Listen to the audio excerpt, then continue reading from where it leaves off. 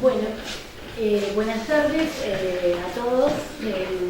La verdad que primero que nada, a las doctoras queremos agradecer la convocatoria que nos hizo el colegio de venir acá el viernes 5 de la tarde. La verdad que también obviamente le agradecemos a ustedes porque creo que tendrían cualquier otra cosa que hacer y no, han decidido venir. Escuchamos a nosotras, así que bueno, eso es muy alentador. Por un lado, bueno, agradecerles entonces al colegio. Nosotras, cuando nos convoca, por medio del doctor Facundo Martín, representando al colegio, ¿no?, y al instituto, nos dice que le interesaba que viniéramos a comentar sobre recursos extraordinarios sobre la acordada. Nosotros no vamos a dar una clase de facultad, no vamos a exponer lo que es recurso extraordinario en sí, obviamente, porque la convocatoria fue orientada a la aplicación práctica, ¿sí?, de la acordada que tenemos acá en Río Negro. Bueno, en función de esa convocatoria, también la convocamos a Guadalupe porque es una acordada dictada por el Superior Tribunal de Justicia de Río Negro que aplica para la admisibilidad de los recursos extraordinarios. Y esos recursos extraordinarios también están en el orden de la Cámara Laboral como la Cámara Civil y de Familia. Generalmente hay como una visión negativa, ¿sí?, en un principio de la acordada. La acordada, como bien decía el doctor Facundo Martín, ya data de bastante tiempo, porque si la vemos es la 9 del año 2023. Estamos próximos a que cumpla 2 años. Y muy pocos la conocen. Y se está aplicando bastante, no solo por parte de las cámaras, sino por parte del Superior Tribunal de Justicia. En realidad no hace nada nuevo la acordada del Superior, sino que trata de reglamentar. Nosotros ya teníamos en el fuero laboral la ley 1504 oportunamente que regulaba el trámite de recurso extraordinario, que obviamente ahora tenemos la ley 5631 que lo recepta casi en los mismos términos, y después el Código Procesal Civil, que el cual nosotros también aplicamos, además de la doctora.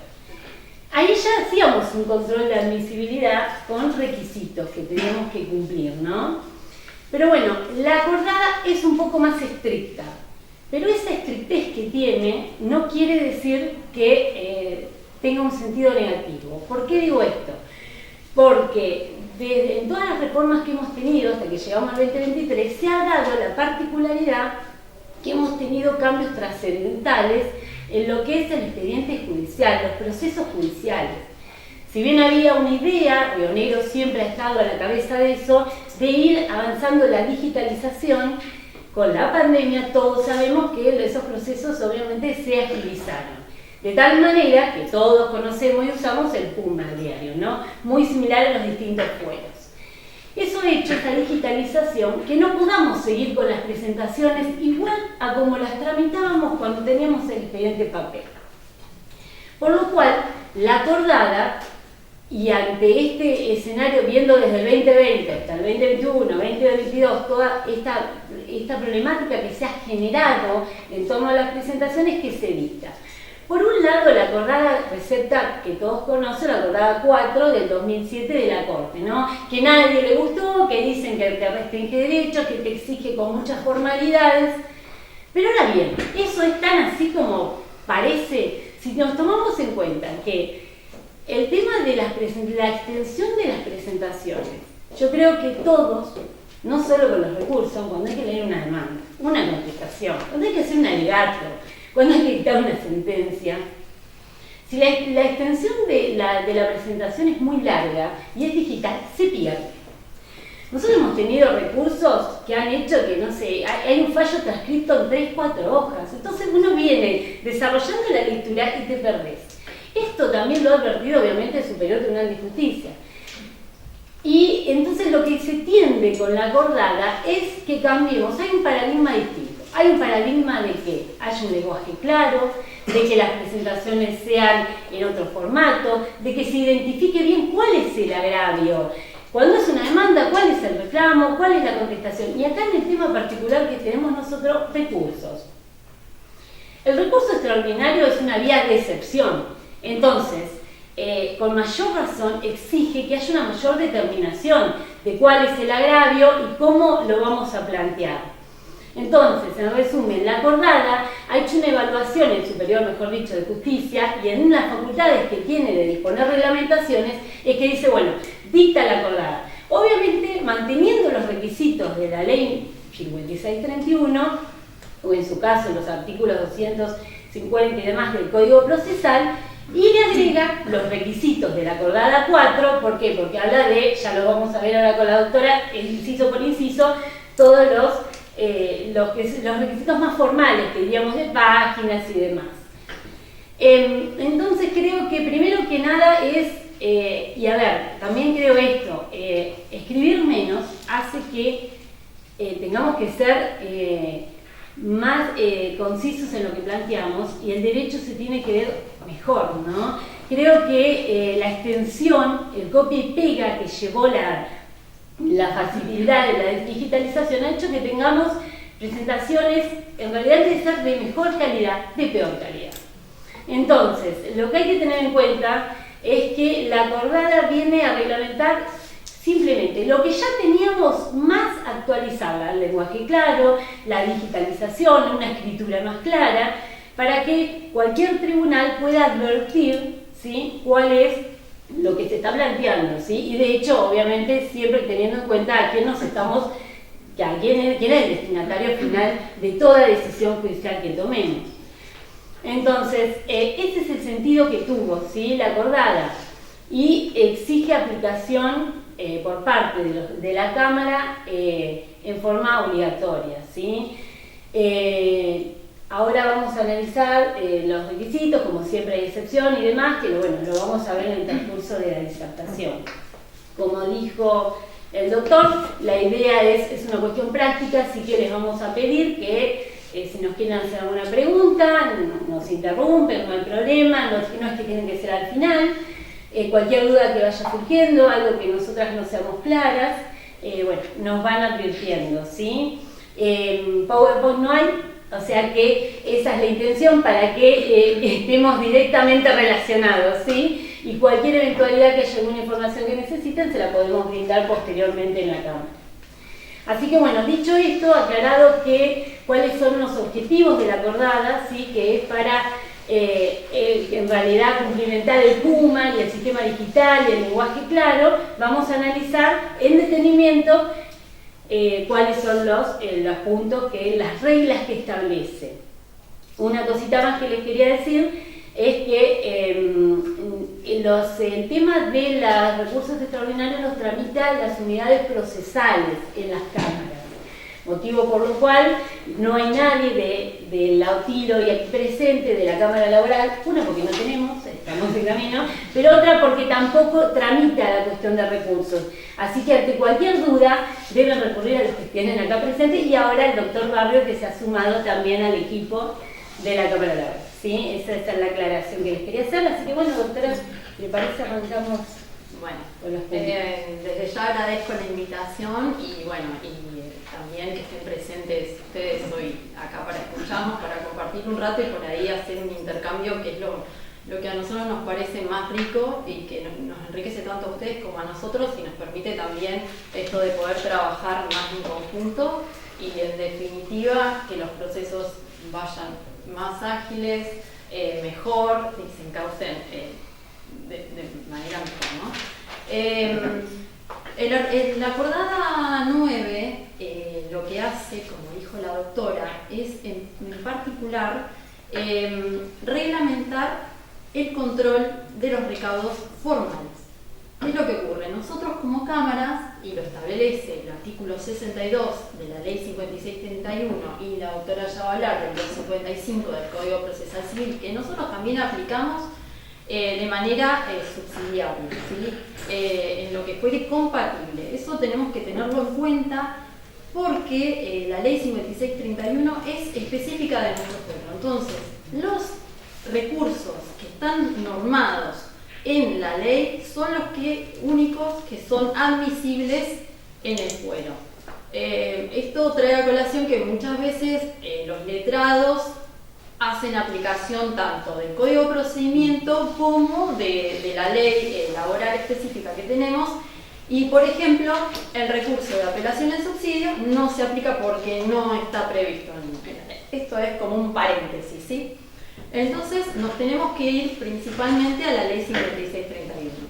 El artículo 62, como les venía diciendo, que dice que una vez interpuesto el recurso extraordinario, la Cámara, y luego de dar traslado a la otra parte, tiene que hacer un control de admisibilidad.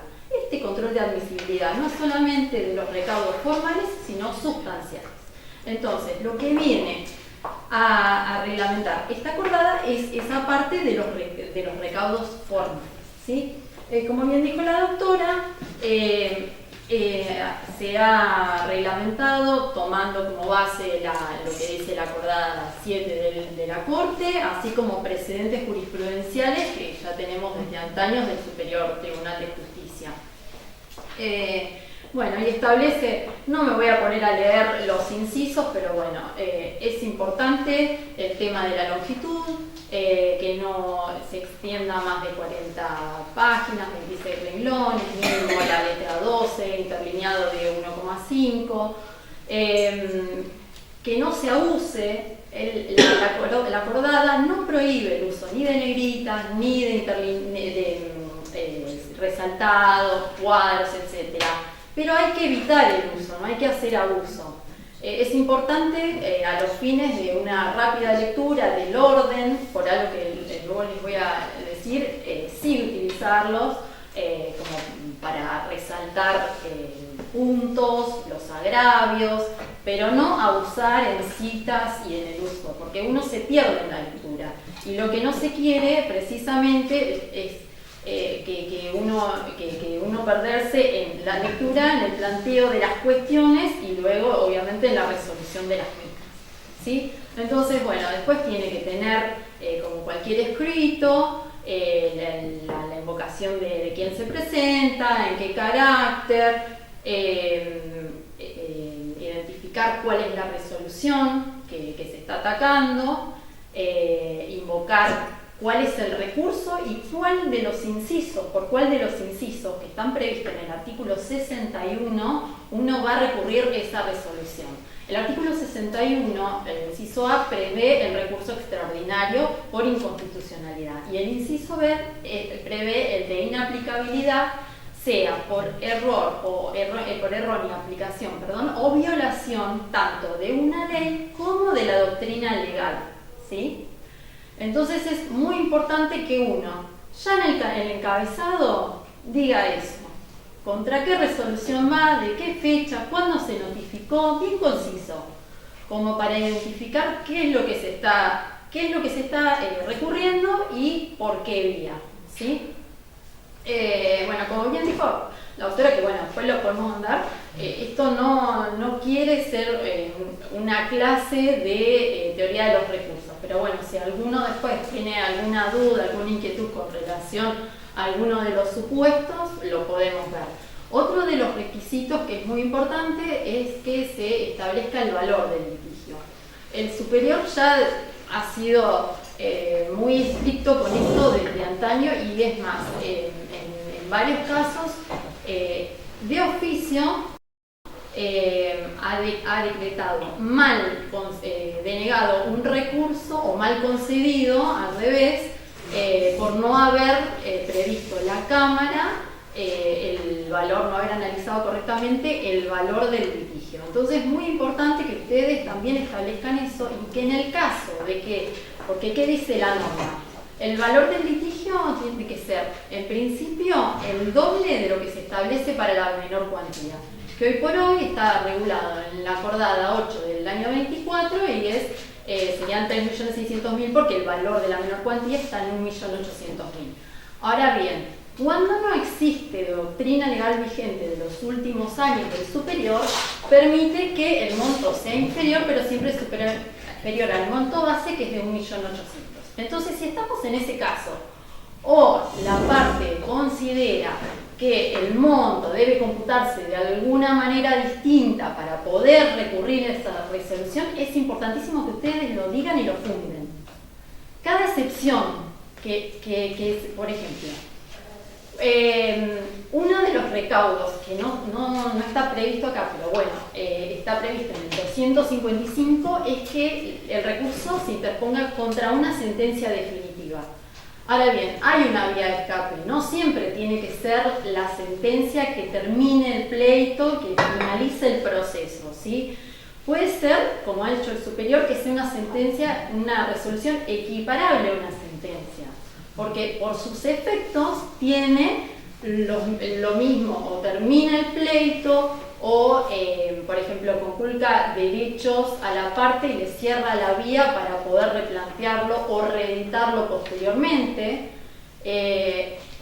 Hay varios supuestos. Nosotros los más habituales que tenemos, por ejemplo, es la caducidad de instancia, la falta, cuando se decreta la falta de agotamiento de la vía administrativa, tanto el contencioso administrativo como ahora hemos tenido casos de la comisión médica también. Cuando se decreta la prescripción, que bueno, nosotros la prescripción va al fondo en el 100% de los casos, pero bueno, eso puede estar, claro, exactamente. Entonces, si se decreta la prescripción, también le estamos cerrando la vía para que vuelva a iniciar un nuevo proceso. El superior, en un par de casos, también ha abierto el recurso en casos de que ha habido conculcamiento del derecho de defensa.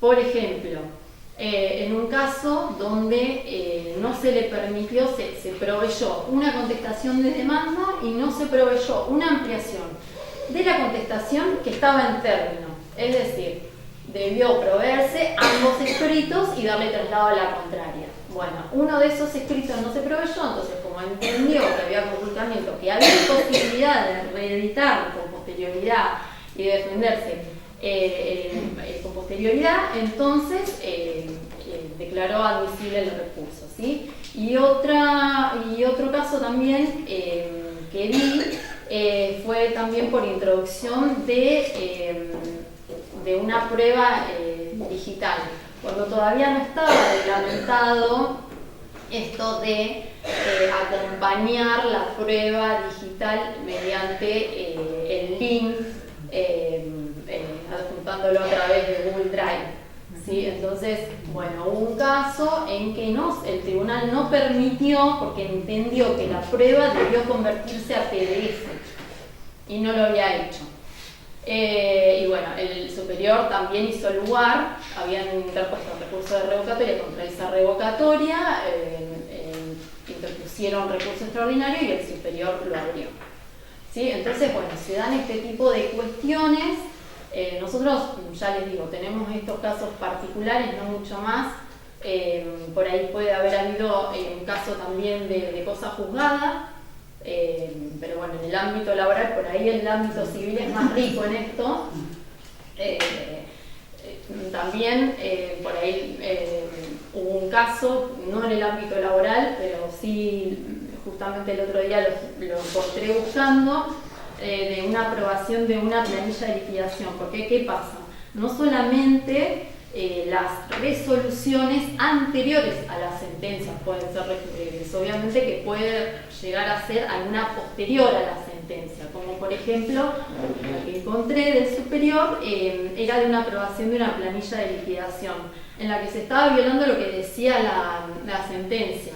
Entonces también abrió por esa razón. Bueno, sí. Laura, ahí lo abre porque no derecho de defensa, sí. no por arbitrariedad, no. Por derecho de defensa. Claro, sí.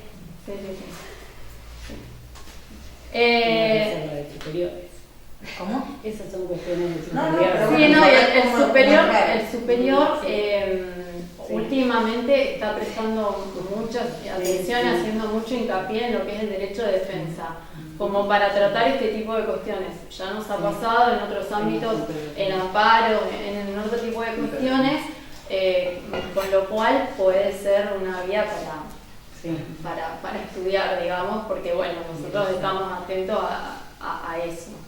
Lo ha aplicado en muchos aspectos del proceso. Perdón, bueno, Hay un caso que es el de Pedernera, justo que fue muy trascendente, que este tema de conflicto que se generó entre el asegurado y la aseguradora, cuando la aseguradora interpone en recurso de apelación contra el límite de cobertura, y eso nulificó la sentencia para una nueva integración. Y ese fue el fundamento para revocar la sentencia de la alzada fue justamente eso, la violación al derecho de defensa. Entonces, me parece que hoy ese es un camino que puede llegar a resultar. Sí, el principio de congruencia. El principio de congruencia. Tenés un Los montón. abogados de la compañía representaban también a A la aseguradora, Claro, y había una conflicto contraposición de intereses. Entonces, Entonces, y eso me parece, perdón, con eso, tenerlo en cuenta, bueno, justo en esta instancia se plantea en esta instancia extraordinaria, pero ir teniéndolo en cuenta ya en la situación de alzada, ya cuando se interpone el recurso de apelación, tener en consideración eso para el letrado, bueno, justo, no sé si sea en el caso de laboral, que por ahí no, pero tener en consideración eso, digamos, que ya el abogado que va por la aseguradora, que se vaya planteando esta situación que le puede pasar con el asegurado, que el asegurado tiene que buscar otro patrocinador letrado, o por lo menos prestar conformidad con el recurso, que sería muy raro que el asegurado preste su conformidad con el límite de cobertura, claro. Pero, bueno, a ver.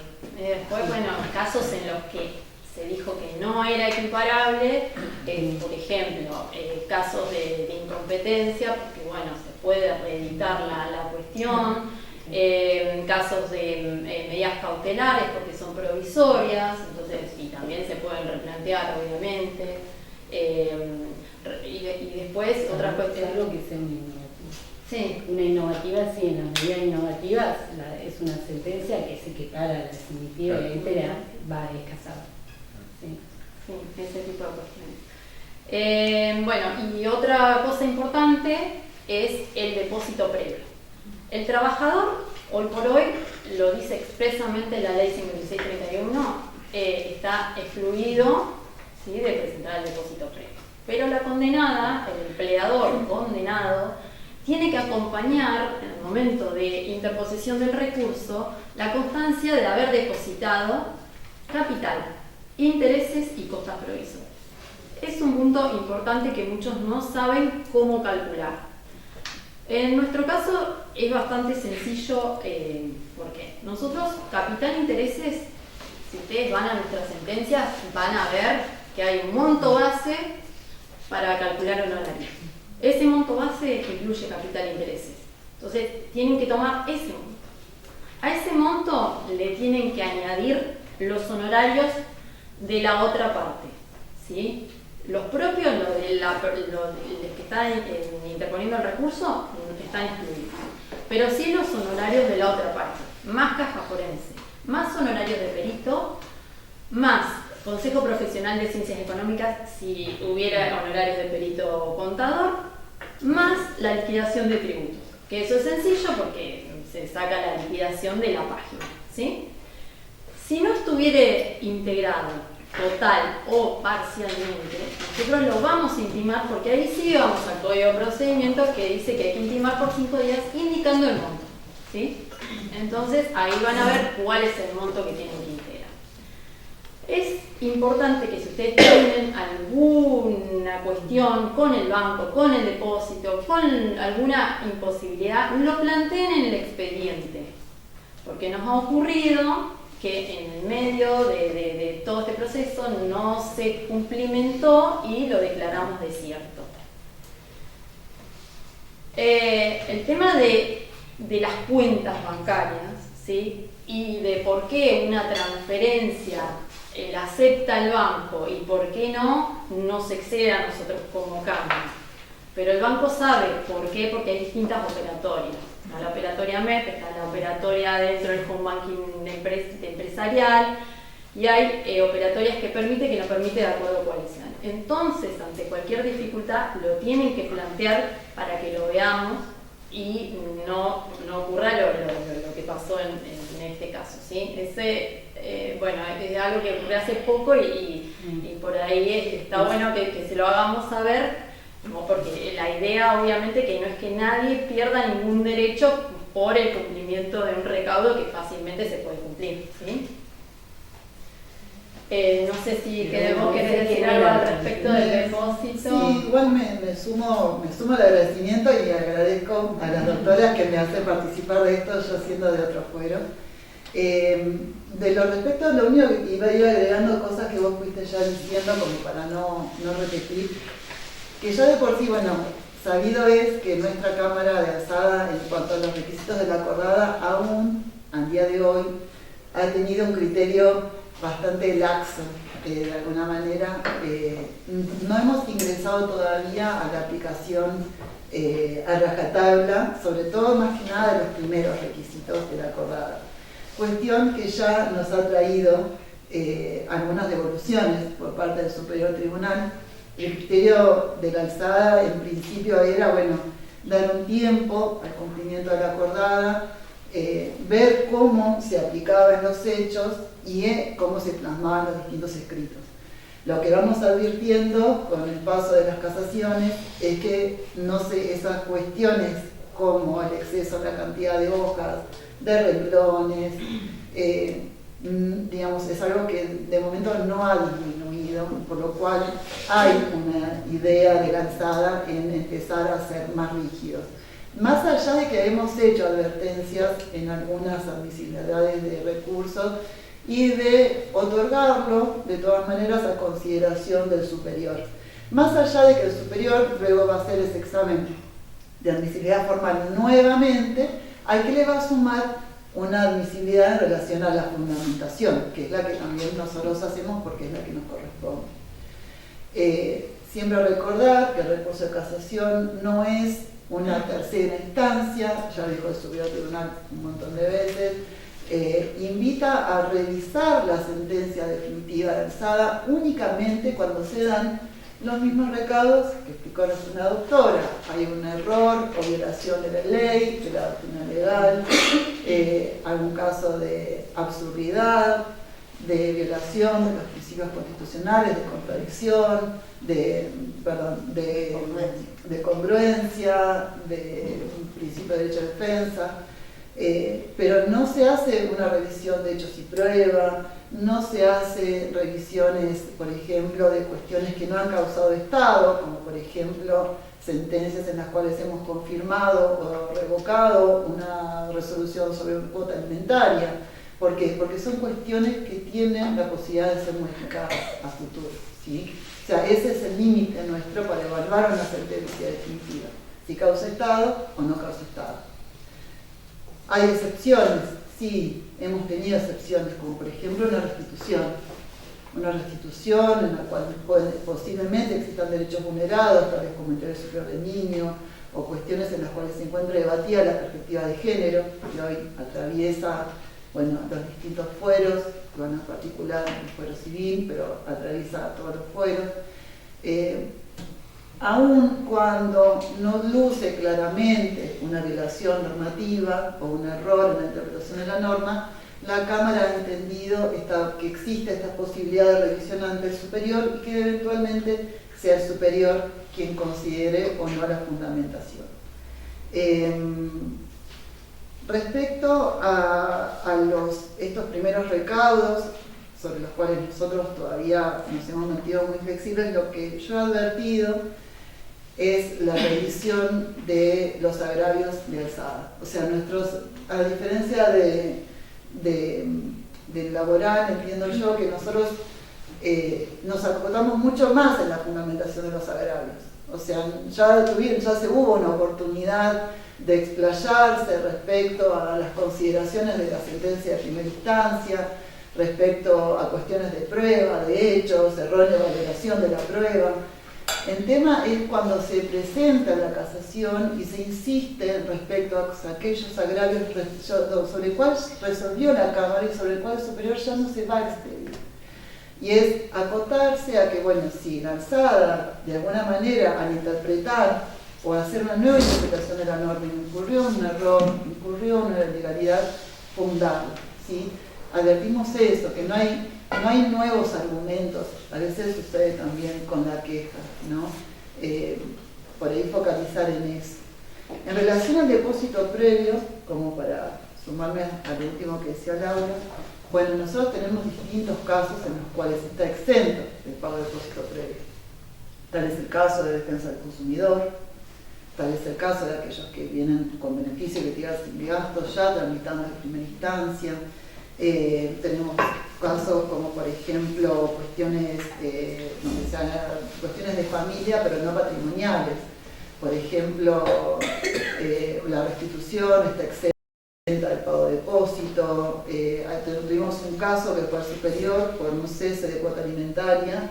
En ese caso, como si la sentencia causaba Estado, se elevó al superior, se entendió que había una errónea interpretación normativa y en ese caso quedó exenta por el artículo 3 del Código Procesal de Familia, que refiere a la gratuidad de los procesos de familia cuando no sean de contenido patrimonial. Quería recordar alguno más.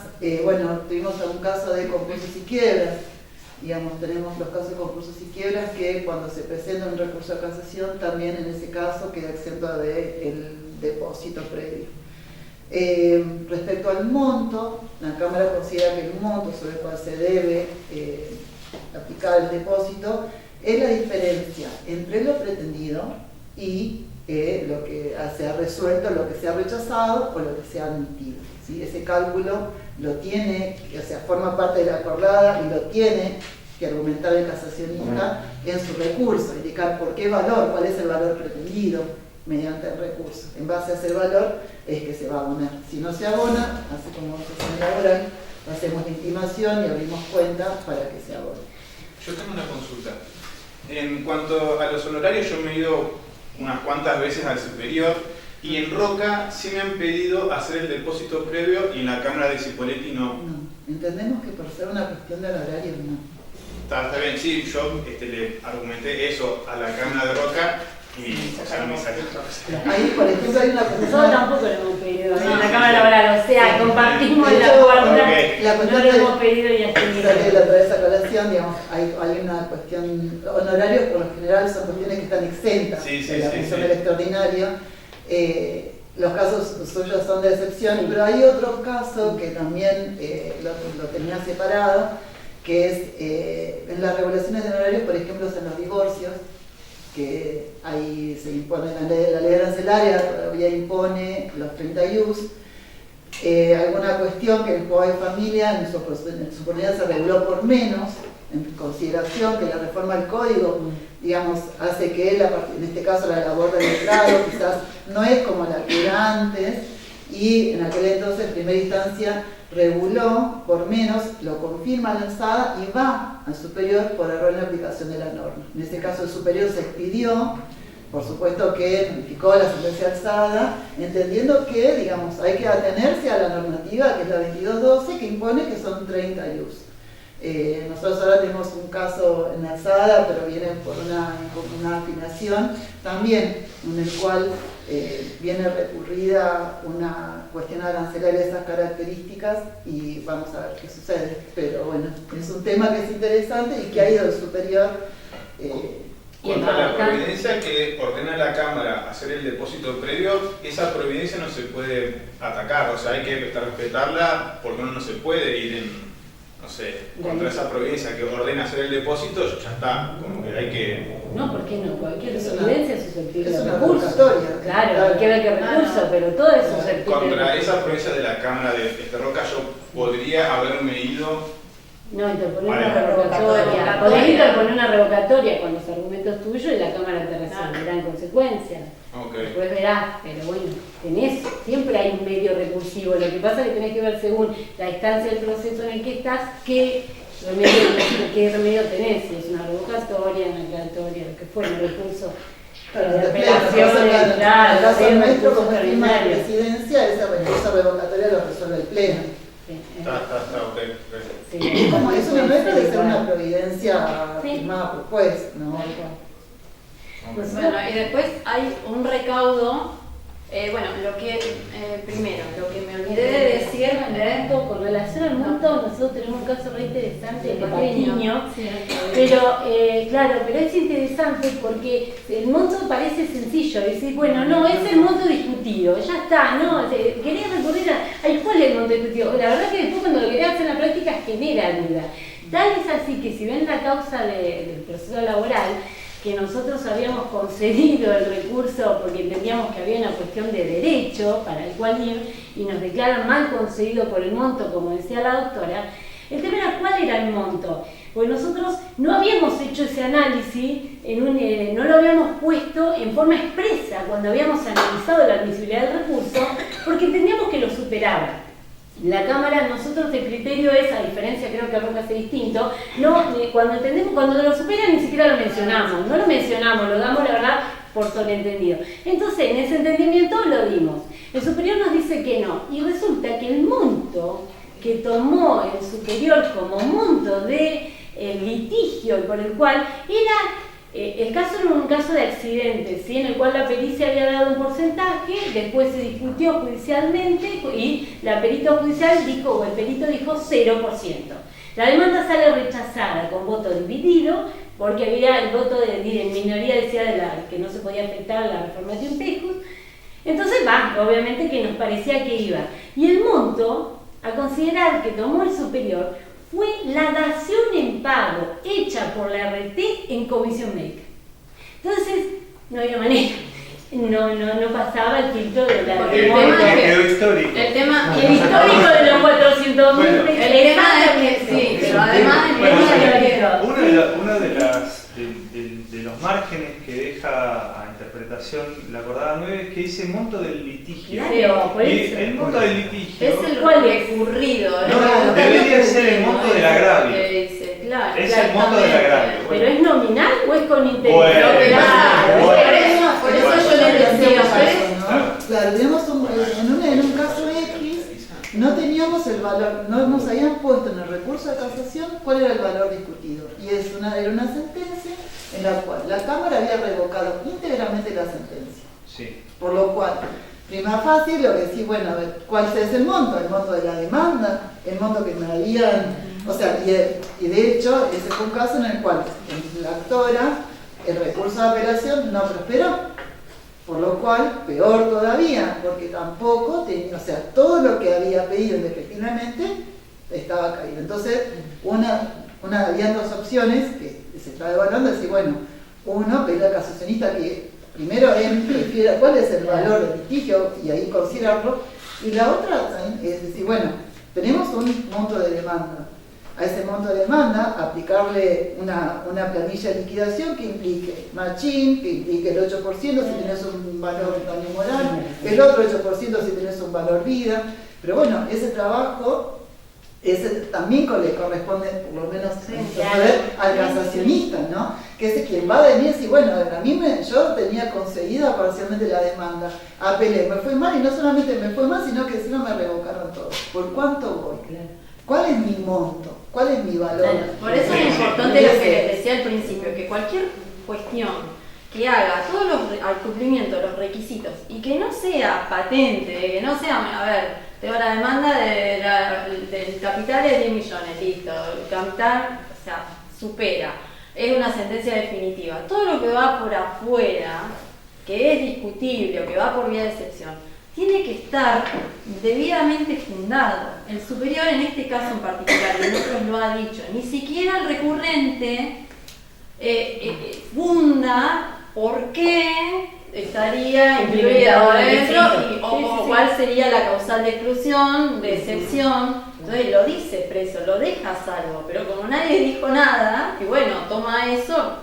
claro, perfecto. Bueno, hasta ahora por eso es muy importante. Hasta ahora entonces tenemos que el monto es el monto del agravio que le genera al recurrente, el monto recurrido, pero tiene que explicar Exacto. que es el monto actualizado, por lo menos lo que surge como monto base en la regulación de los honorarios, porque esa es la estimación que se hace provisoria.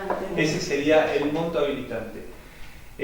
Me encuentro que es bastante difícil encontrar la última acordada, porque hace una remisión, la acordada 9, al artículo 251, me parece que es del CPC, y me resulta muy difícil leer la reglamentación de ese artículo difícil, para saber cuál es el monto mínimo. Mirá, ahora lo que y vos dijiste en un momento que era 3 millones, que el doble 6 millones y 1.800.000. Quedó distinto. A ver, en el ámbito laboral remite al artículo 76.2 de la ley orgánica, que es a donde está previsto el monto de los procesos de menor cuantía.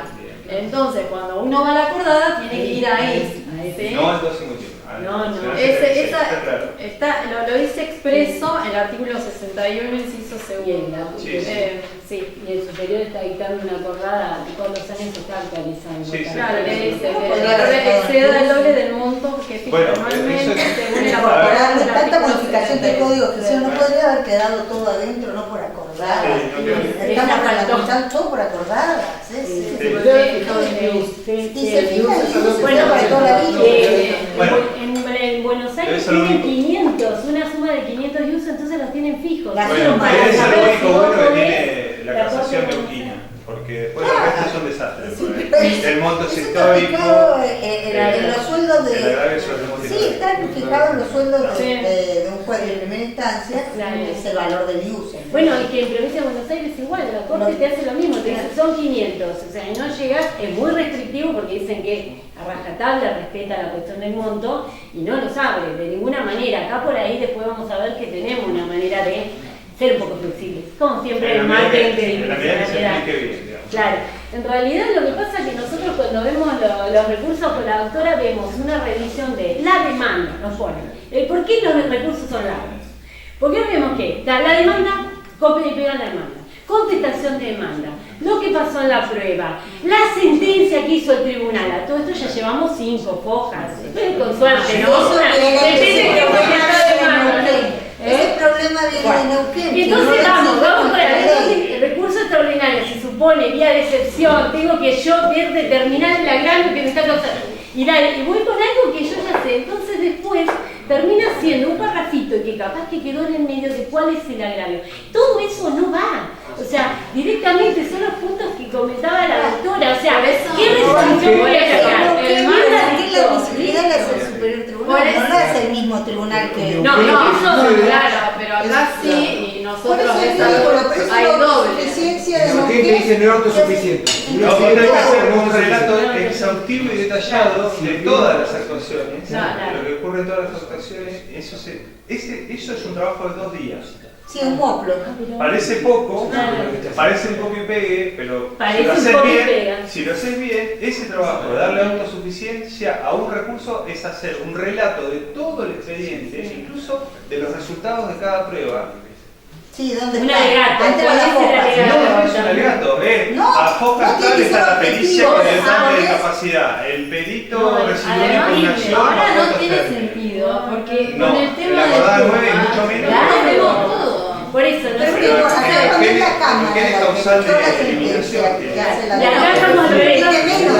Pero también, bueno, yo concedo el recurso, hago el caso y ven todo el expediente. No tiene sentido. A ver, para nosotros es más fácil, porque nosotros tenemos la acordada 9 y nada más. Entiendo que el trabajo de ustedes, la verdad, es muy complejo porque están cruzando el puente, tienen una cosa y acá otra. Y acá en realidad los requisitos son, nosotros ahora estamos haciendo una intimación previa de cumplimiento que vamos a decir, puedo hacer un punto y aparte. O sea, en realidad la acordada es un argumento para en el momento que se resuelve la admisibilidad del recurso, decir, no cumplimentó el recurso inadmisible, ¿sí? Se deniega, no es que yo te digo, bueno, previo cumplimentarme, poneme, readecuámelo, y nosotros estamos haciendo eso, pero ya, como bien decíamos al principio, ya casi tenemos 2 años, no es el sentido de la norma, ¿sí? Salvo la única intimación, como bien decía la doctora, que es la del pago, la del depósito, que es así porque está prevista en la norma, en el Código Procesal, pero el resto nosotros lo hacemos, y de hecho hasta teníamos diferencia en el tribunal, habíamos mayoría minoría, bueno, salí de intimación, yo siempre soy más mala, entonces, pero la realidad es que si ustedes ven las propias resoluciones del superior que veíamos con las doctoras, o sea, no tienen... La aplicación es respetable y pretenden que nosotros hagamos el mismo análisis que ellos, ¿no?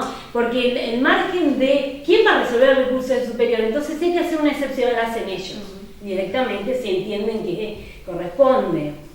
Pero eso, recuerden, yo entiendo que es cambiar el chip, pero tiene que ver con esto del proceso digital del PUMA que tenemos, como decía la doctora. ¿Para qué queremos la demanda si la tenemos? ¿Para qué? El otro día hablamos hasta con Alexis, transcribir toda una testimonial.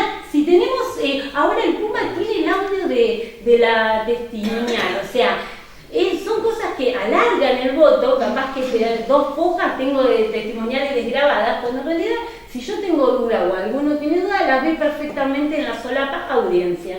Entonces, todo lleva a que tengamos que ser más cortos. Eso sí, es más difícil, porque si yo saco todas esas hojas, ¿cuál es el agravio? Tener que marcar sí o sí, y no reeditar como dice la doctora, eso se aplica a laboral igual. Eso es importante el inciso 11, que por ahí no llega a tratarlo, y que generalmente es el inciso que nos abre a declarar inadmisible el recurso. Porque bueno, el tema de los recaudos formales que antes veíamos en la generalidad de los casos está, o bueno, como decía la doctora, no hacemos hincapié. Por tanto, por la acordada 4 de 2007, que es lo que hace alusión al superior, como por esta acordada, con la sola mención de esto, de esta acordada y del no cumplimiento de cualquiera de los incisos, nosotros le podríamos declarar inadmisible el recurso, por una cuestión formal. Hay un caso. Sí, nosotros tuvimos un caso, pero justo fue uno de los primeros casos. Esta acordada empezó a regir el 1 de septiembre de 2023. Nosotros, como dijo la doctora, empezamos con esas intimaciones para darles un changüí de que si había un desconocimiento de la norma, que pudieran, para no afectar el derecho de defensa precisamente, pudieran adaptar la presentación a estos recaudos. Ocurrió uno de esos casos que intimamos para que redactúen y la presentación impidió. Entonces, directamente el recurso se rechazó por incumplimiento de los recaudos formales y no pasamos a analizar los recaudos de fondo, ¿sí? Pero tuvimos un solo caso así. El resto, la jurisprudencia del superior, la verdad que no es del todo uniforme, y si bien, como empecé diciendo, exige nosotros el control de admisibilidad lo hagamos sobre los recaudos formales y sustanciales, muchas veces ellos mismos directamente por la acordada y antes por sus criterios rechazaban, declaraban inadmisible el recurso, o en su caso ellos la queja, ¿sí? Pero bueno, la obligación está, nosotros lo hacemos de esa manera. Primero vemos el control de los recaudos formales, que es lo que estamos haciendo, y después pasamos al control de los recaudos sustanciales, que hacen a los agravios en sí, ¿sí? Si va o no va, porque hay una cuestión de derecho, lo que les decía antes, en el caso del recurso extraordinario por inconstitucionalidad, si se da el caso de que se planteó la inconstitucionalidad de una norma, se decidió, se trató y se decidió sobre eso, bueno, va el de inconstitucionalidad. ¿Por qué digo esto? Porque también hace poco tuvimos un caso que se planteó la inconstitucionalidad de una norma en el momento en que se recurría, y es totalmente improcedente, ¿sí? Entonces tienen que tener cuidado que sea este caso, y el superior también lo ha dicho en 2 renglones, fundado en lo que era el artículo 300 anterior y 266 de ahora del Código Procesal Civil y Comercial. Yo agrego eso, perdón, eso que se da mucho a nosotros en la fase en la alzada, que de pronto traen a casación algún tema que no fue debatido en el recurso de apelación, ¿sí? O sea, el límite de la casación son las cuestiones debatidas en la sentencia de alzada. No se puede ir a alguna cuestión que no se haya planteado mediante recurso de apelación o que no la haya resuelto en alzada. Sí, por eso es importante, y uno de los recaudos que dice que tienen que determinar el momento en que se introdujo la cuestión. Tal cual. Sí, exactamente. Y bueno, entonces el último inciso es que deben refutar de forma concreta, fundada, razonada, ¿sí? El motivo, cada uno de los motivos independientes por los cuales tribunal, en este caso, resolvió lo que resolvió y que le causa agravio, ¿sí? Eso es importante y aplica a todos los supuestos. De hecho, los recursos extraordinarios se declaran inadmisibles cuando no se plantea una cuestión de derecho, que eso es lo que tiene que haber, porque el recurso extraordinario es por una cuestión de derecho. Las cuestiones de hecho y prueba están en principio excluidas. ¿Sí? Entonces lo que uno tiene, ustedes que van a ser los recurrentes, tienen que probar es que hay un error, un yerro jurídico, que se aplicó mal una norma que debía aplicarse, que se violó una norma. Y no es válido que se hagan menciones genéricas de norma. Esto de decir, no, el tribunal violó el artículo 14 bis de la Constitución, la Convención de los Derechos, no sirve, porque no están diciendo cuál es el agravio, en qué se equivocó, por qué, y en el caso de la arbitrariedad, que es a donde puede ser que se ingresen en cuestiones de hecho, que bueno, obviamente que el tribunal, como cualquiera sabrá, no va a decir que fue arbitrario ni incurrió en absurdidad, por supuesto. O sea, la vía para entrar ahí es ir por queja. Eso desde ya. Nunca el tribunal va a declarar admisible un recurso por arbitrariedad, ningún tribunal, porque sería decir que... Aunque lo creamos, no lo vamos a admitir. Eso es así. Pero bueno, la vía para ingresar por cuestiones de hecho es esa. ¿Qué tienen que decir? Que incurrió en irrazonabilidad, en ilogicidad, ¿sí? Entonces, claro, exactamente, pero hay que fundarlo, no es una simple discrepancia con lo que no me gustó cómo tomó tal prueba, no, ¿por qué? ¿En qué se basa el error jurídico que hace que si la norma hubiera sido aplicada o hubiera sido en ese caso interpretada de otra manera, la solución hubiera sido esta y me hubiera beneficiado, ¿sí? Me causa este agravio, eso tiene que estar, no hay que hacer, por eso no hay que hacer 10 hojas explayándose, tiene que ser concreto, hay que ir al punto de lo que es y claro. ¿Sí? Y no confundir con incongruencias, porque puede haber una incongruencia, pero eso no significa que sea arbitrario. No, por eso te digo, por eso incongruencia. Porque por ahí a veces dentro del agravio de arbitrariedad, como que yo vemos incongruente y violación. No, si es arbitrario es sin razonamiento lógico, o sea, no hubo fundamento arbitrario. Todo lo demás puede ir en los demás fundamentaciones, pero no en la arbitrariedad. Doctor. Una pregunta para ambas cámaras. Si tienen presente algún criterio en el cual se haya hecho lugar al recurso de queja, aún en contra, en caso de recurso de casación denegado del superior, en ambas cámaras, ¿no? Y también si tienen presente casos donde el superior se haya introducido en cuestiones probatorias. Porque creo que, si no me equivoco, hay alguna cuestión, por ejemplo, en casos de discriminación o de ambiente viciado, donde empezaron a analizar, por ejemplo, testimoniales. Sí, eso es verdad. Hemos notado que la realidad es que yo creo que esto de que hablamos por un lado de la digitalización, que te acelera, que tenés que ser más corto y demás, ha tenido, no sé si lo han notado, que ustedes para llegar al superior es mucho más accesible. O sea, la vía es, hoy me presento en el PUMA, pongo STJ y ya estoy metiendo el recurso. Y yo no sé si es por eso o no, pero da la casualidad que hemos visto que el superior ha abierto un montón de recursos que son cuestiones de derecho, que ha valorado, de hecho y prueba, que en otras oportunidades por ahí veíamos que no, y ha valorado esa prueba en un sentido diferente, o sea, obviamente, entonces se ha introducido, nosotros hemos tenido casos. ¿Pero se acuerdan? En esos casos son la mayoría de las veces, la realidad es que ingresa, el superior valora y al valorar obviamente no coincide, por decirlo elegantemente. Pero tienen presente los casos. García, el caso típico de García es la sentencia mía y el superior dijo el marco normativo. Ahora, por ejemplo, también está la cuestión de también otra sentencia, la de Basanta también. también hizo. En Basanta es otra sentencia que tenemos en la cual el superior nosotros denegamos. Es un recurso muy amplio, hubo que tenía muchísimos agravios. En ese momento no estaba la acordada, si no, no hubiera prosperado. Lo cierto es, y la sentencia era extensa, el tema era complejo también, el recurso, y ahí el superior nosotros no lo dimos. Abrió la queja y valoró prueba, en función de la prueba entendió que el resultado era otro, y obviamente en estos casos que les digo, no dicta la sentencia del superior, sino que lo que hace es entiende que hay un vicio que anula la sentencia, nulifica, entonces reenvía para el dictado de una nueva.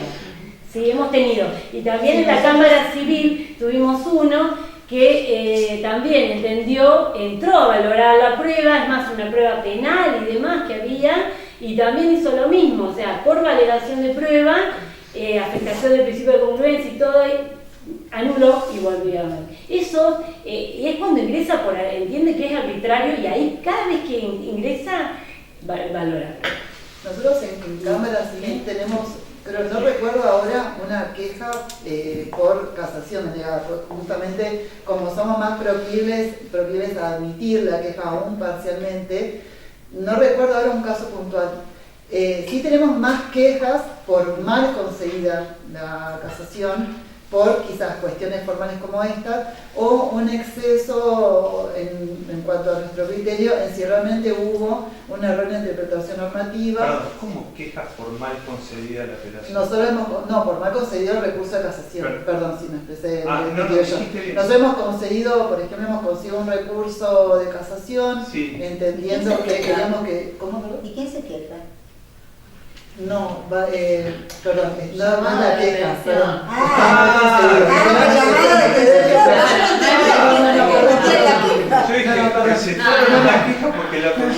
Es al contrario, en realidad no había queja, sino al contrario, perdón, me expresé mal yo. Lo han, digamos, ha ido en casación y lo han declarado mal concedido. Pido disculpas.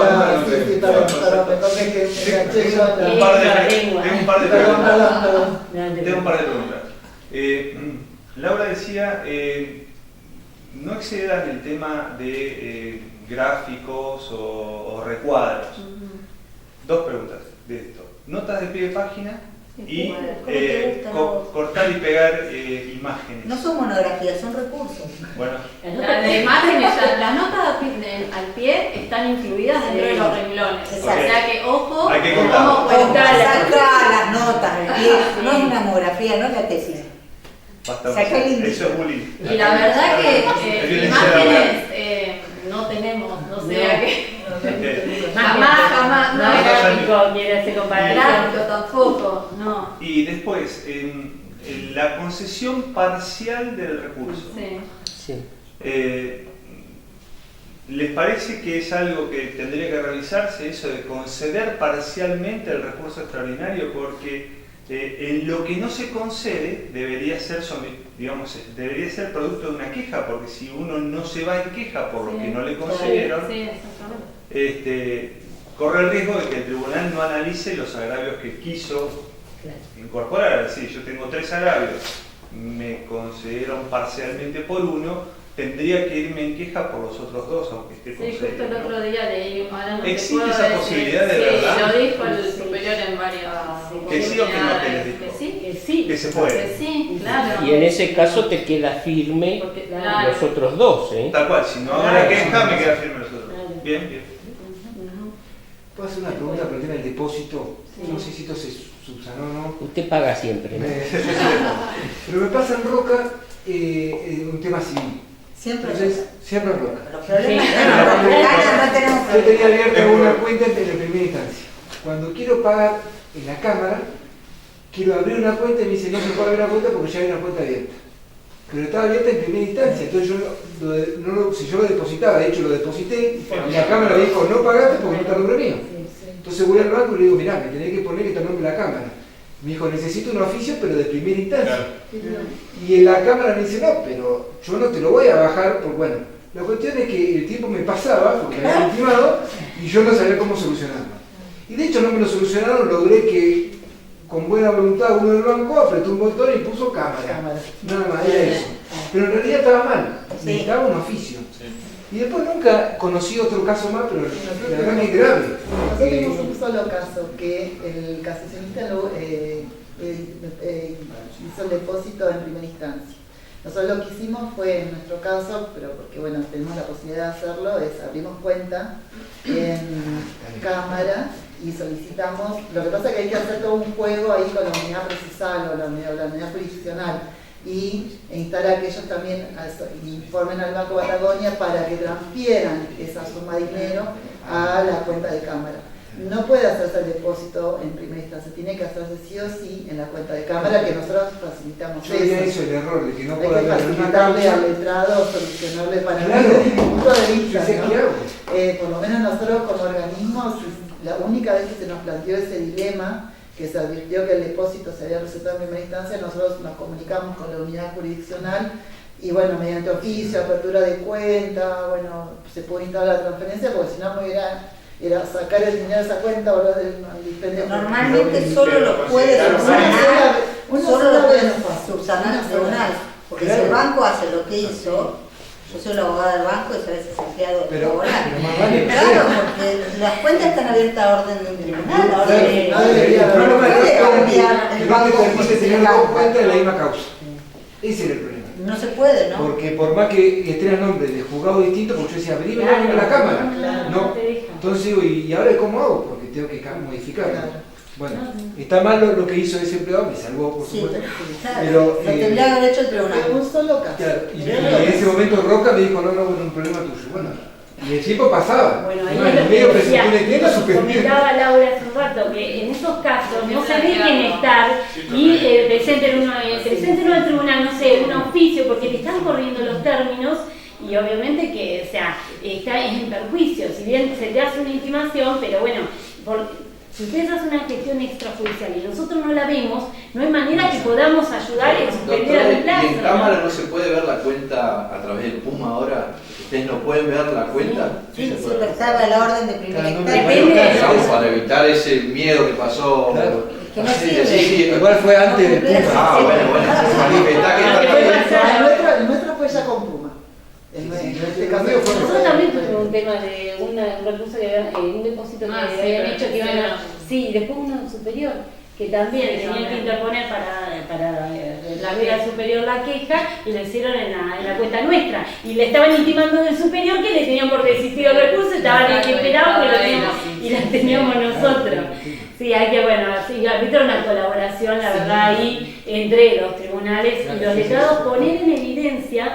Porque yo siempre digo lo mismo, en un proceso hay dos partes, hay dos letrados que patrocinan a ambas partes y la actuación de un letrado y de otro nunca es la misma. Entonces por ahí hay un letrado contrario de cualquier parte que estén que no va a pedirles nada, pero por ahí hay otra que va a pedir que se haga efectivo un apercibimiento. Y nosotros como tribunal nos vemos obviamente encorsetados en la ley, salvo que tengamos un elemento, por eso comentábamos hace un rato en eso del recurso, que dimos un montón de vueltas, y teníamos planteos de las dos partes, ¿sí?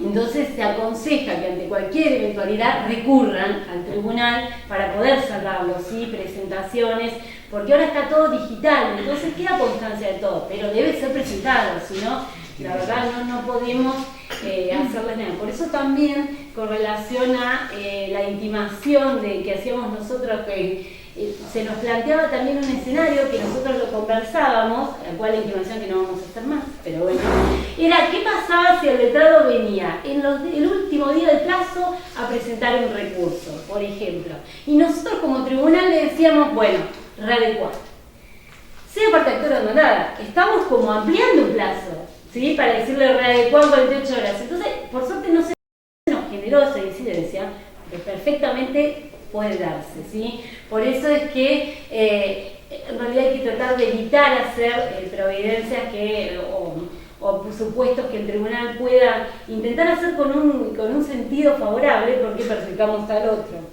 No se nos dio, reitero, pero puede pasar. Por eso que esa intimación, la idea obviamente es dejarla de hacer a partir de ahora de la ahora que ya están con conocimiento. Sí. Y son 20, deben que se entienden todos. Mañana que presento recurso ya. Yo quería agregar algo que me quedé colgada con mi error en relación a lo que había preguntado el doctor de ley y prueba. Hay el caso que a nosotros más nos llamó la atención, que ya de por sí la temática que la tuvimos que cazar, fue el de la restitución. Yo estaba buscando a ver si lo tenía, porque bueno, conozco la causa del apellido reservado, porque no solamente al concederse el recurso de casación en una restitución de menores, era una cuestión totalmente de excepción a una sentencia definitiva, sino que el único modo en el que el superior podía revisar esa sentencia era adentrándose en cuestiones de hecho y prueba. O sea, porque, digamos, más allá de quizás una errónea aplicación normativa por parte de la alzada o de primera instancia, eventualmente de la decisión que se hubiese tomado, sí o sí había que ingresar en situaciones de prueba porque implicaba, bueno, ver un informe socioambiental, revisar la declaración de los menores, eso es todo prueba. Son muy pocos los casos. Yo es el único, y aparte fue muy impactante porque de hecho revocó la sentencia alzada. ¿La declaró nula o...? No, en ese caso tomó la decisión, dictó sentencia. Y ordenó en ese caso la restitución de niños que en esa casa estaban viviendo en Tierra del Fuego a una casa. Era la cuestión apremiante como para un tribunal. O sea, era una situación compleja, ¿sí? En el cual habían atravesado varios derechos vulnerados. Ese es el único caso. Si después encuentro otro, sí. me digo, pero... Lo que pasa es que por ahí no en me quería civil quedar con tiene eso. más sentido esa restricción porque hay como otra instancia donde debería Claro, ser valorado. sí. Pero en la Cámara... Sí, en la Cámara es más complejo, tal cual, sí, en la Cámara obviamente que es más complejo, por eso por ahí es más difícil y por eso tal vez el recurso del extraordinario debe ser de inaplicabilidad de ley o si no el de doctrina legal que sea fundado correctamente, que detalle los agravios de forma precisa. Es todavía más importante porque como nosotros tenemos mucho, es un híbrido por decirlo de alguna manera, porque tenemos una primera instancia y a su vez un trámite de Cámara, entonces eso hace que haya mucho recurso, pero tal cual, por ahí se confunde y se tiende a hacer como una casación, como una apelación, perdón, del civil. Y ahí es donde nosotros no podemos, entonces es como que el laboral es un poco más complejo a la hora de sentarse y decir, bueno, ¿cómo hago el recurso? Porque si van a ir por arbitrariedad, como bien decía Laura, ninguno de los jueces, no conozco por lo menos alguno, que vaya a decir después de la sentencia que sí, vamos a dar la vuelta pero que fui arbitrario.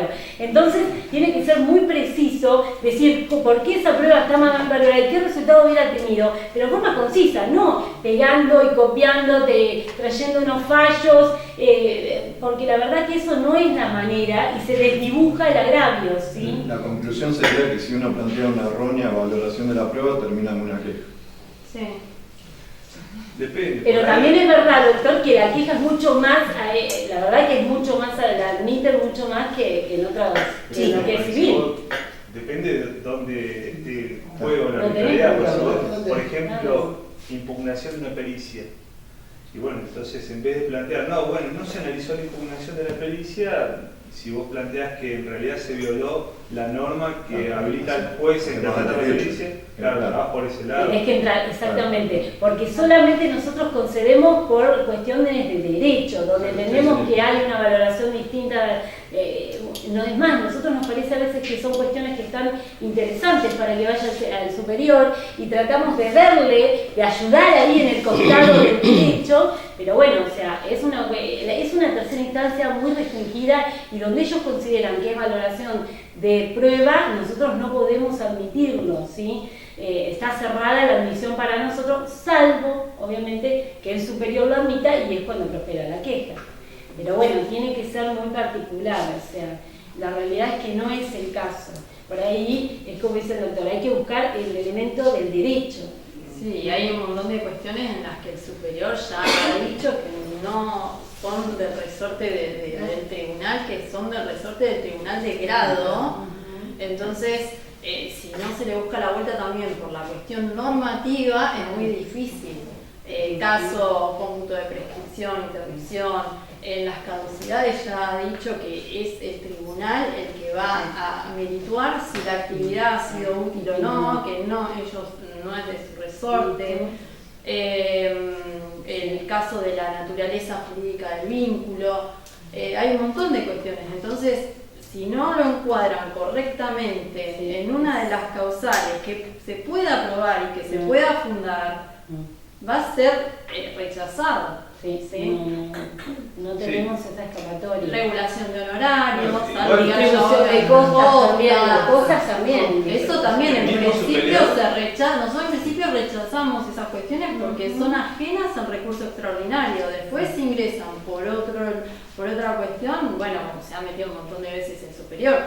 Se ha cambiado la doctrina de la honorario, los intereses, etcétera, pero en principio miren, el artículo 2, me permito porque es cortito y no hemos dado lectura a nada, estaban los 11 incisos anteriores que hemos mencionado soberanamente, ¿no? Pero el artículo 2, que es el que da esta posibilidad de la queja, si ustedes dice determinar que en caso de incumplimiento de las reglas previstas en el artículo 1, o que la presentación se realice de modo deficiente, el Superior Tribunal de Justicia desestima el recurso mediante la sola mención de esta norma reglamentaria, salvo a su criterio y sana discreción.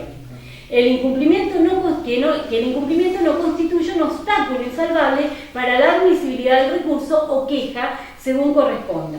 Del mismo modo dice deben proceder las cámaras. Con lo cual nosotros nos pasa lo mismo, o sea, hay un margen, no es absoluto, obviamente, el cumplimiento de los artículos. Entendemos que si alguno, como decían hace un rato, por una cuestión de la negrita, que dice que se aconseja, no que no se pueda usar, entonces, bueno, obviamente que si la cuestión lo merece, lo merita, está bien fundado, vamos a intentar darlo. Pero es una salvedad y es un margen discrecional mínimo que para que se respete la excepcionalidad de la vía debe cumplirse, ¿sí? Se supone que, si bien es como dice el doctor, o sea, estamos más complicados en el laboral porque no tenemos una instancia de la apelación como en el civil, pero bueno, eso hace, por eso que le tomemos más en serio el tema de cuándo planteamos un recurso. Ahora, en superior, tenemos el tema de la doctrina legal. Si ustedes van a la página del superior, van a ver que por cada tema tiene doctrina legal, o sea, eso antes no estaba. Entonces, es un elemento más que les da a ustedes la posibilidad, si violamos la doctrina, de plantearlo, ¿no? Es un elemento que antes no lo tenían, o sea, por eso que da elementos. El tema es que hay que sentarse, como decía, no a transcribir todo el proceso que ya lo tenemos, sino simplemente abocarnos a lo que son las partes pertinentes del recurso. ¿Cierto? Yo tengo una consulta procesal. En las sentencias del juzgado de paz, para ir al recurso, porque en las sentencias del juzgado de paz, el juzgado civil actúa como la segunda instancia. Sí. Y después la Cámara de Apelaciones, ahí sería la tercera. Sí. Pero para llegar al superior con sentencias del juzgado de paz, por ejemplo, por honorarios mal regulados. Ahí. Yo no he visto.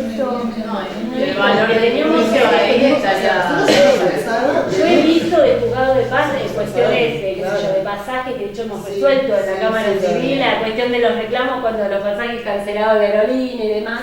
O sea, ¿no se podría ir al superior por sentencias de honorarios mal regulados en el juzgado de paz? Tiene que ver el valor del litigio. Yo ya he oído un montón de veces y el valor del litigio no superaba. Sí, hay una cuestión arancelaria que está exenta. Sí, en la arancelaria sí, pero es un caso, la verdad. Está exenta del monto y como decíamos por ahí, y pueden haber entrado por esta parte por estas dos palabritas que acabo de mencionar, o sea, por cuestión de criterio el superior lo puede haber ingresado. Pero está mantenido. Okay. Voy a buscar el fin de semana. Va a ser el primero Sí, no, porque la verdad no puede ser otro concepto, con otro ejemplo, ponerle con la sentencia de la ley 3040, que el jugador pasa a hacer mucho de eso. No causan estado. No van a llegar. O sea, digamos, por ejemplo, nosotros hemos sido revisores de alguna resolución de una unidad procesal en cuestiones de violencia, pero eso no es casable. Claro, pero de todas maneras, mirá, voy a investigar, porque quizás en mi gestión, yo lo he visto, pero seguramente hay gestiones anteriores, ahora no la tengo. A mí me pasó que me quedé en la Cámara de Apelaciones y no sabía si irme al superior, pues ya tenía una cuarta. Claro, y bueno, me quedé en la Cámara. Entonces, en resumen, ¿cuáles son? Yo le voy a, hay una cosita que es importante que quiero agregar, no es objeto en realidad de nuestra charla, pero creo que a ustedes les va a servir. El tema de la queja, es importante que ustedes tengan en cuenta, sobre todo, de todos estos recaudos, el mismo inciso 11 del anterior sería, ¿qué es lo que hay que refutar con la queja? La resolución que deniega el recurso. ¿Sí? No vuelvan a decir por qué va el recurso extraordinario. Porque ya está en el recurso. Ya está. Sí, exactamente. Tienen que decir por qué se denegó, por qué les debieron exactamente, por qué les debieron declarar admisible el recurso y no denegarlo por este agravio. Es una ayudita, no es algo que sea que bueno, lo ha dicho hasta el hartazgo es superior. Sí. Y también pasa seguramente. Lo mismo en el CIVI que hay muchas quejas denegadas por errónea fundamentación, o sea, vuelven al hilo del por qué le rechazaron el recurso y no, digamos, la cuestión es muy técnica la queja. ¿Por qué rechazaron la admisibilidad? ¿Por qué se denegó? ¿Está mal denegado o está bien denegado? Ese es y el otro caso que tenemos de la queja es por los efectos del recurso. ¿Sí? Pues se puede ir a alzada, se puede ir por revocatoria en primera instancia, pero también se puede ir a la alzada en queja directamente para que se debata no si es libremente o en relación, sino si fue diferido, si fue suspensivo o fue devolutivo. ¿Sí? Eso va directamente a queja a la alzada le da tratamiento y resuelve la modificación o no de los efectos. Les quería pedir si pueden hacer un resumen de cuáles son las características distintas que tiene la jurisdicción cipoleña respecto de las otras circunscripciones sobre el análisis de la acordada 9. Saben, no están mirando. Si lo saben, si lo saben, ¿por sí o por qué? ¿Por qué? Si vamos a hacer este ejercicio para ver si de alguna manera podemos llegar a encontrar un consenso entre todas las circunscripciones. Primero encontrar la diferencia y después a ver si encontramos un consenso para que nos pongamos pacíficos. Yo he visto que en las resoluciones del superior no han tenido oportunidad, creo que la verdad tampoco van a estar con nadie de las otras cámaras, pero en el superior hemos visto sí que citan obviamente que las cámaras están denegando, ¿sí? Que han denegado por el acordado, o sea que entiendo, por lo menos he visto Roca y Bariloche que la están aplicando porque lo he visto en resoluciones del superior, ¿sí? Pero después yo estuve viendo en particular Roca, que por ahí era lo que me imaginé que les interesaba más a ustedes que las otras circunscripciones, sin perjuicio de que obviamente que ahora con el PUMAC cualquiera puede litigar en cualquiera de las circunscripciones. Y bueno, vi como una disimilitud en lo que hace la Cámara Primera y la Cámara Segunda. La Cámara Primera es como más exhaustiva, pero la están aplicando las dos. Sin intimaciones, sin interpelaciones. No, esa parte no sabemos. No sabemos. Bien. Y el Superior Tribunal, cuando tiene que aplicar la 4 del 2007, si venís con un red, no te dice, che, acomodame. Esa racatable, si vos tenés a alguien del superior, va a decir esa intimación, no existe. ¿Dónde la vamos a sacar? Y estoy seguro que ese es el espíritu de la acordada 9. Tienen el margen que no usan del artículo 11 de la acordada 4, que es parecido al 2 de la acordada 9. Que le da un margen. Uno tiene que, me parece a mí, que si uno ve que las 40 páginas no le alcanzan, en el recurso extraordinario federal sí tenés que hacer un relato de todo lo que ocurrió en el expediente, y eso te saca muchas hojas, pero si uno ve que está limitado, tendría que acudir a pedir el 2 de la acordada 9 o el 11 de la acordada 4 si uno está ante un recurso, por lo menos para que diga, che, mirá, no me alcanza el tiempo, estoy agotado, esto viola el derecho de defensa, no le voy a meter a 80, pero sí 41, perdóname. Hemos visto, por eso digo, no, nada está dicho, o sea, evidentemente es que el superior hemos visto distintos análisis que hace, entonces por ahí, o sea, el planteo de más no va a estar, creo que si lo encaran con algún argumento, ¿qué es lo que les falta por ahí? Como nos habían dicho en las oportunidades, nada mencionan, entonces nada menciona, el superior es simple, dice, no cumplió y ya está, pero por ahí si hay algún argumento que evaluar, eso sumado a la cuestión de fondo a analizar, puede dar para que el superior hable, obviamente. Y nosotros, en el caso nuestro, también le encontremos la vuelta de otorgar, de conceder, obviamente, y dar la admisibilidad del recurso, ¿sí? Obviamente que siempre hablando de doctrina y de aplicabilidad, no de arbitrariedad, como dijimos, no por ese lado. Pero bueno, creo que por ahí pueden hacer una interpretación más novedosa. O les digo en serio, lo de doctrina es impresionante, la cantidad de doctrina legal que el superior está bajando. Y aparte ellos modificaron la ley orgánica y ya no es más consideración, sino es de aplicación obligatoria. Y eso sí lo cumplen a rajatabla. O sea, si hay una violación de la doctrina, por más que no se cumpla ninguno de los artículos, yo he visto que el recurso prospera. O sea, eso es algo que ellos no negocian, por decirlo de alguna manera, la aplicación de la doctrina, la han dicho. Es más, ni siquiera puede ser de integración anterior del tribunal, no necesita ser del actual, ni necesita ser un voto de mayoría. Si ellos lo tienen como doctrina, sí o sí es respetar. Y eso antes por ahí no estaba, entonces es un elemento a considerar a la hora de ponerse a confeccionar un recurso, ¿sí? Sí la tienen que individualizar correctamente. No solamente individualizarla correctamente, sino demostrar la analogía sustancial con el También, eso es muy importante, porque vos agarras y decís, bueno, violaron Machín, claro. Y no, bueno, tenés que... Exacto. Si no transcribió el fallo y la escribí tal cual, porque entonces poner las establecer que es aplicable al caso también. Sí, porque si no... Ese es un elemento que... Podés invocar la doctrina legal, pero no demostrar que tu caso es tiene una analogía sustancial. No he visto que no hayan abierto ningún recurso por doctrina legal, no he visto ninguno que lo hayan pasado. Ellos mismos sentados ahí lo han aconsejado. Lo han aconsejado, claro, tal cual, sí, yo creo que sí.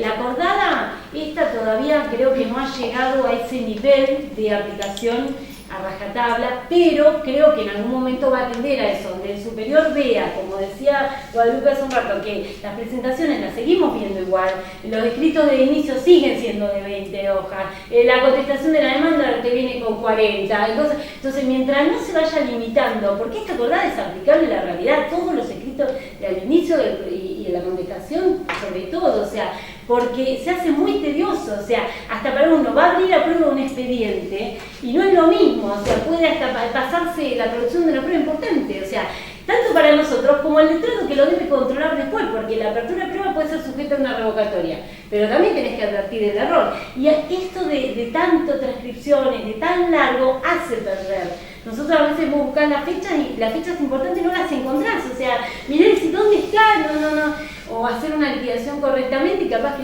tiene un montón de páginas. A nosotros nos encantaría que haya una acordada así, de este estilo, para las demandas y las contestaciones, realmente. Porque, o sea, usted también la idea es que sea el mismo. Porque la sentencia, exactamente. Bueno, en su momento cuando se quiso implementar el PUMA estábamos pensando en algo así.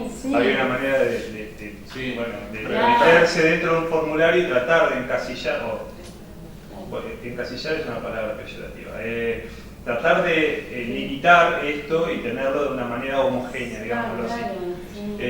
Pero bueno, no funcionó. Creo que también. Porque es más fácil la lectura, es más fácil el análisis. Lleva mucho más trabajo. Sí. Lleva mucho más trabajo. Pero bueno, una presentación, uno si la relee, la tiene que comprender. Yo no tengo que ser una traductora de un recurso extraordinario o de una demanda o de una contestación. Debería surgir, y muchas veces no pasa. Ahora tenemos esta acordada, pero nos ha pasado millones de veces que era buscarle la vuelta a ver, para encauzarlo en una de las causales, para darle el recurso, y es muy complicado, exige un análisis y un trabajo de lectura, de planteamiento, de encuadramiento, de redacción. Mira, solamente hacer la carátula de un ref, la carátula, porque esto no tiene carátula. Sí. Y lleva un día. Sí, es que... Porque en la carátula sí, lo vi.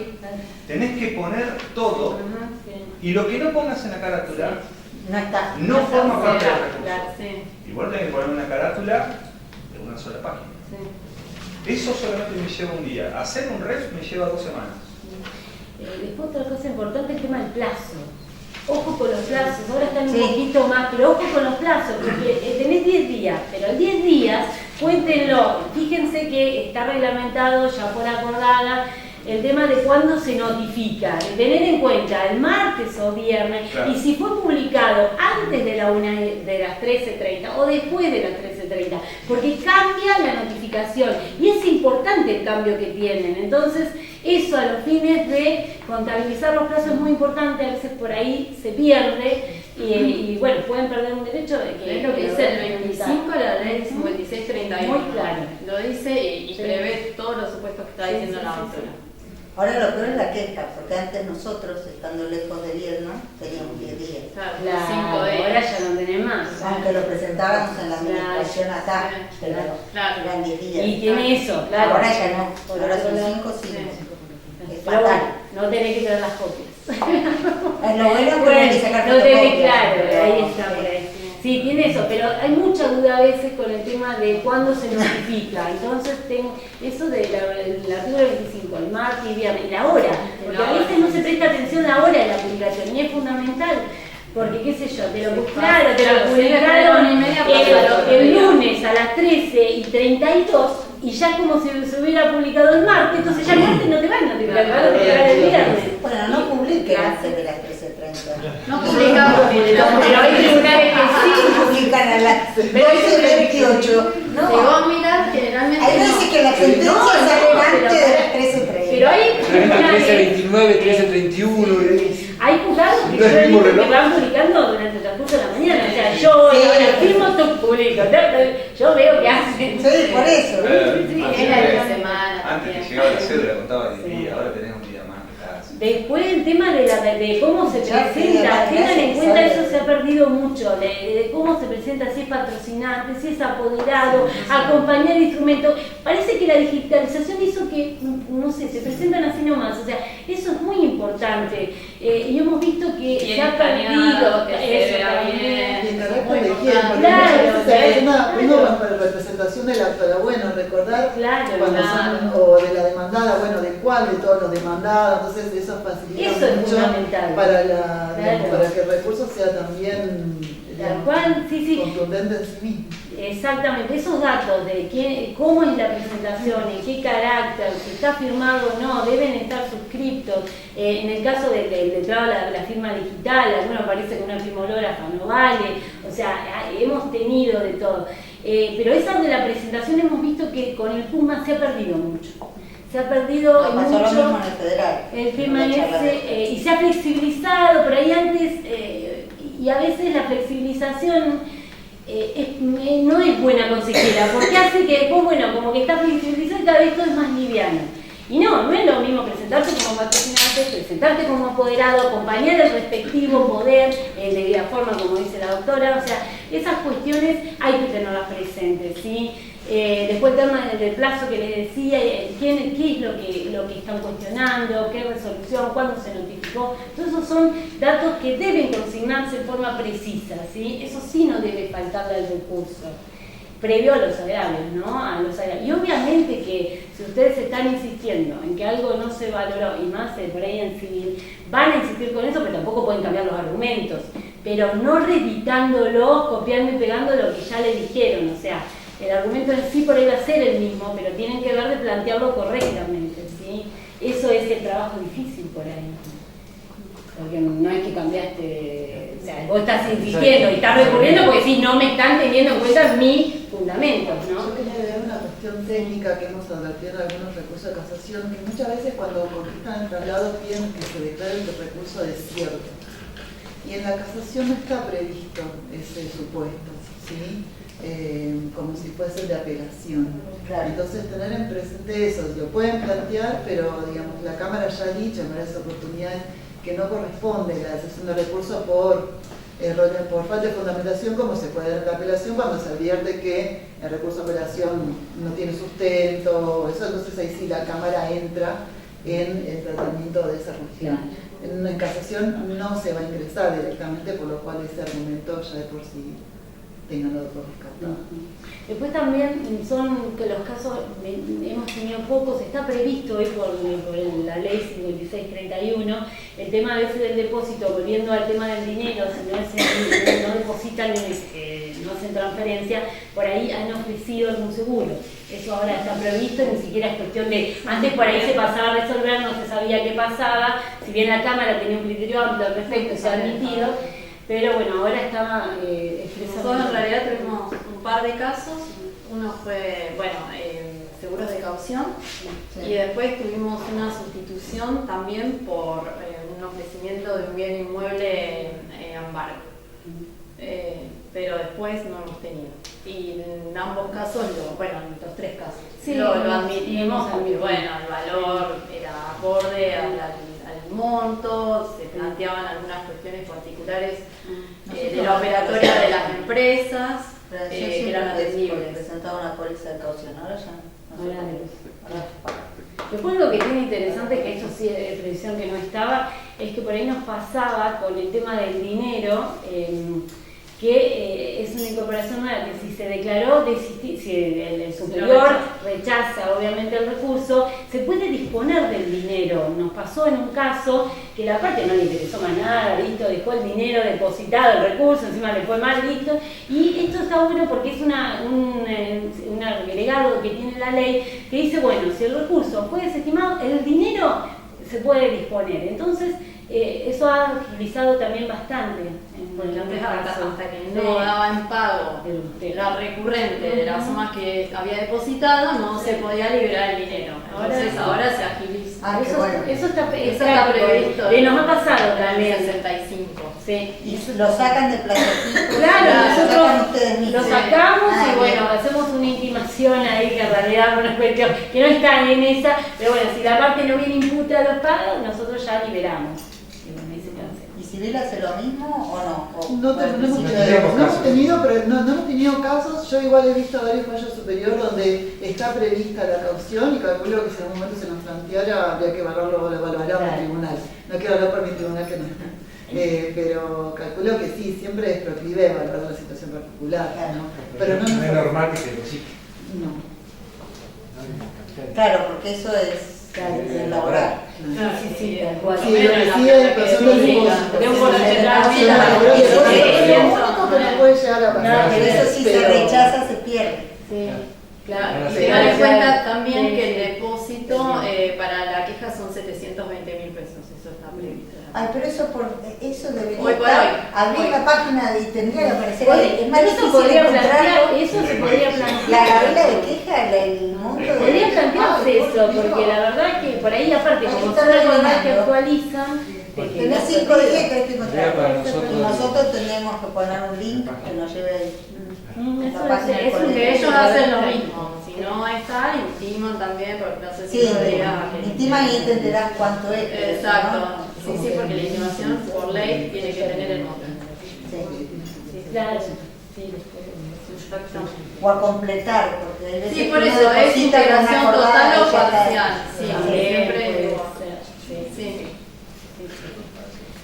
Bueno. Yo quisiera agregar... Diga usted, doctor, lo vamos a... No sé si necesita que lo presentemos, lo presentamos, doctor. Quiero hacer un par de preguntas. Vamos, no sé si lo conocemos. Un par de apostillas, nada más. Diga, doctor. El tribunal no es ni la contraparte ni confrontativo con el recurrente. Recurra quien recurra. Estamos atados a determinadas normas que sí o sí las tenemos que acatar. Y ese es el aviso que tenemos que leer de estos requisitos formales a partir de esta charla, en la cual hemos tenido cierta amplitud que nos vamos a tener que ceñir a esos requisitos, excepto el tema del monto. Hay un requisito más que lo estamos notando últimamente, no solamente con algún recurso o con alguna revocatoria, sino con el diálogo escrito entre las dos partes de parte de los abogados, y es el lenguaje. No usemos el latinismo, no usemos el superformalismo, pero ni los jueces somos burros, ni es burro, y perdón la expresión, pero falta que escriban eso, la otra parte. Hay un ataque que se está hablando de un lenguaje muy chabacano o televisivo o como se llame, que me parece que el nivel de litigar o el nivel de decidir no lo merece. Entonces también ver un poquito esa forma. Tenemos un problema, doctor, el signo de los tiempos. Tenemos un presidente que se empieza así. Pero es el presidente de turno, no son, claro, es muy cierto. Pero muy violento. ¿Han tenido que testar? ¿Han tenido que mandar a enmendar? ¿Han aplicado el 36? Sí, en algún momento lo hemos hecho. Como en ciertos momentos nos hemos dado cuenta con el recurso de que si bien no fuimos arbitrarios, quizás cierta irrazonabilidad hubo y somos muy proclives a mandar el recurso nosotros, ningún inconveniente. Estoy hablando de esta circunscripción del fuero laboral solamente, aclaro. Como dato histórico, la Secretaría número 3 del STJ, que es la laboral, la menor cantidad de casaciones que tiene adversas a las decisiones de la única instancia que tiene este procedimiento es esta. Es decir, pero igual lo mandamos el recurso, tratamos de que llegue. Recuerdo, por ejemplo, para no hablar de temas actuales, estaba muy en boga el litigio del horario del trabajador bancario y si el exceso, cómo se abonaba, y estábamos todos decidiendo por horas con recargo al 50 y el superior decidió que era hora simple hasta que se llegue a la jornada, es decir, normal, ¿no? Y eso era una cuestión de hecho, y era una cuestión de jornada, y lo mandábamos lo mismo, es decir, no hay inconveniente. Pero tratar de un marco de respeto entre todos. Es decir, el juez tampoco cuando decide o cuando provee le pone, che, te estás equivocando. No ponemos nada nosotros, tratamos de no insultar a nadie, pero el mismo respeto de parte del abogado que litiga. Me tomo la libertad de decir eso porque no estoy en el panel y por alguna cana que tengo puesta. Pero vamos a decir que el lenguaje claro no quiere decir que haya que exacerbarlo. Claro.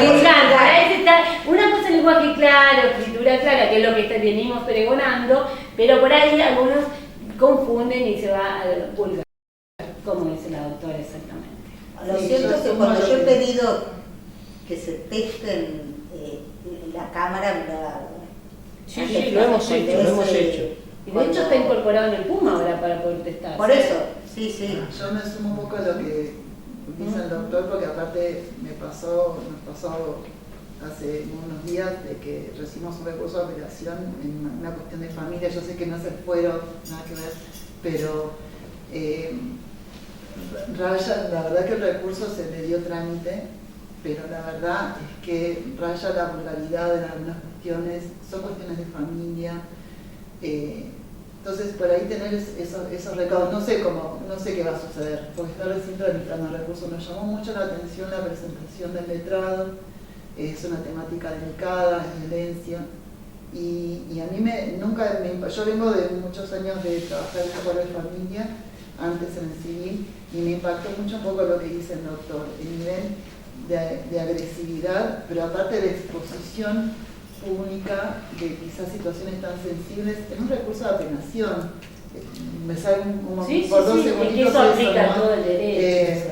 En un recurso de apelación donde estamos cuestionando quizás una cuestión, sí, de hecho, una cuestión de una medida si está bien o no dispuesta, pero por ahí tener esos recaudos, porque no recuerdo, o sea, estos traslados hay un oficial notificador, en este caso que tiene que sustanciar un domicilio real de una persona que denunció. Entonces por ahí tener esos recaudos me parece que está bueno. Ya digo, nos llamó mucho la atención, hace mucho que no había un recurso de esas características, y bueno, veremos esta posibilidad también de tratar. O el comentario en las redes, nos estamos excediendo del tema, pero el comentario en las redes sociales de las decisiones judiciales, a veces se excede hasta todo límite normal, ¿no? Pero incluso también yendo del tema, ves a vos, colegas nuestros acá de esta circunscripción, tipo TikToker, grabándose afuera de los juzgados. Sí. Sí, La verdad que horrible. El estilo no de forense. No, estaría... es horrible y se lo suben a las redes sociales y lo conoce todo el mundo, salen Y todo. perjudica la profesión, porque te lleva a denigrar, o sea, se supone que las partes pueden actuar, todo lo demandado es entendible, están por después, cada uno tiene un interés, pero me parece que lo que dicen los letrados son quienes deben brindar el marco de razonabilidad, de legalidad y del estilo. O sea, que estamos en un proceso judicial, lo mismo en las audiencias también. Eso es entendible, algún exabrupto de parte de la parte, o sea, pero no, y es verdad, lo estamos viendo. Por eso yo creo que tiene que ver con esto de la digitalización, o no verse, no quiere decir que no haya que respetarse, o sea, ahora es verdad, nosotros intentamos mantener la presencialidad con la audiencia y demás, porque si no es como que no sabés con quién estás hablando por el WhatsApp, y se tiende a hablar en un lenguaje del WhatsApp, después se traslada a todos lados, y a una práctica diaria que por ahí lleva a que nuestra profesión se... Y capaz era más común en otras jurisdicciones, en Buenos Aires, donde no se conoce. Acá se ha llegado a publicar qué difícil es litigar con estos asnos que no la ven. Y dejaron firme la sentencia. Sí. Por eso estamos expresando esto, es decir, tratar de que esto no avance, no nosotros yo estaba por decir lo mismo. Desde nuestro lugar, desde el colegio, eso. Cuando detectamos situaciones así, tratamos de intervenir, ya sea a través del tribunal, no necesariamente siempre, porque a veces no se puede, porque no, pero sí hablando. Cuando, no puntualmente en un escrito, sino cuando suceden videos de publicaciones que vemos que no son adecuadas, entonces llamamos, venimos, convocamos, che, hay un límite, hay un código de ética, llegamos hasta acá. Hemos instalado en la jura de hacer referencia, decir, léanlo el código de ética, porque hay algunas circunstancias que a ustedes a lo mejor les parecen normales y que vulneran nuestro código de ética. Nuestro código de ética, y de hecho, más de penal que alguna de familia ha llegado, hay un montón.